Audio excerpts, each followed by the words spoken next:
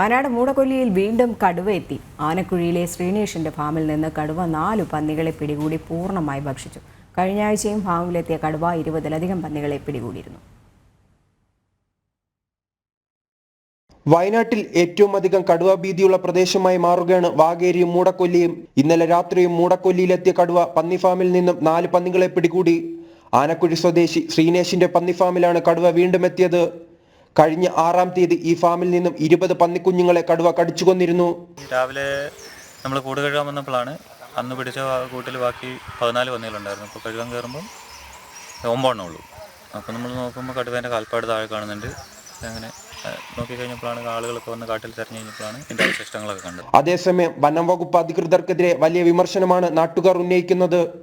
വനം വകുപ്പ് ഇതുവരെ ഒന്നും പറഞ്ഞിട്ടില്ലല്ലോ. അപ്പോൾ വന്നിട്ട് അവർ കടുവേൻ്റെ കാൽപ്പാടിൻ്റെ അളവ് കാര്യങ്ങളൊക്കെ എടുത്ത് പരിശോധിക്കാമെന്നാണ് പറഞ്ഞത്. അവർക്ക് വേണ്ടപ്പെട്ട ഒരാൾ വരെ ഇതുവരെ അധികം എത്തിയിട്ടില്ല ഇവിടെ. അതെ, ഇപ്പോൾ DF പിന്നെ റേഞ്ചറോ അല്ലെങ്കിൽ ഡെപ്യൂട്ടി റേഞ്ചറോ ആരും വന്നിട്ടില്ല. ഒരു ഫോറസ്റ്റ് ഓഫീസറും അത് മാത്രമല്ല, ഞങ്ങൾ ഇപ്പോൾ വന്ന ലോക്കൽ ഉദ്യോഗസ്ഥരെ ഞങ്ങൾ ഈ പന്നിയുടെ തലയോട്ടി മാത്രമേ ഉള്ളൂ, 5 എണ്ണത്തിൻ്റെ. ആ 5 എണ്ണത്തിൻ്റെ തലയോട്ടി മാത്രം, ബാക്കി എല്ലാം തിന്നു. കാണിച്ചു കൊടുക്കാൻ വരെ വന്നിട്ട് അവരങ്ങോട്ട് വന്നിട്ടില്ല. അവരിവിടെ നോക്കിയിട്ട് തിരിഞ്ഞു പോയി ചെയ്ത്. ഇവർ അത്ര അനാസ്ഥ ഭാഗത്തുനിന്നുണ്ടാകുന്നത്. കടുവയെ പിടികൂടാൻ ജനുവരി 6-ന് ഇവിടെ കൂട് സ്ഥാപിച്ചിരുന്നു. ഈ കൂടിന് സമീപമാണ് വീണ്ടും കടുവയുടെ സാന്നിധ്യം കണ്ടെത്തിയത്.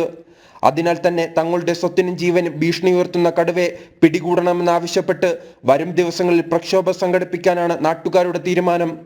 ജനം, വയനാട്.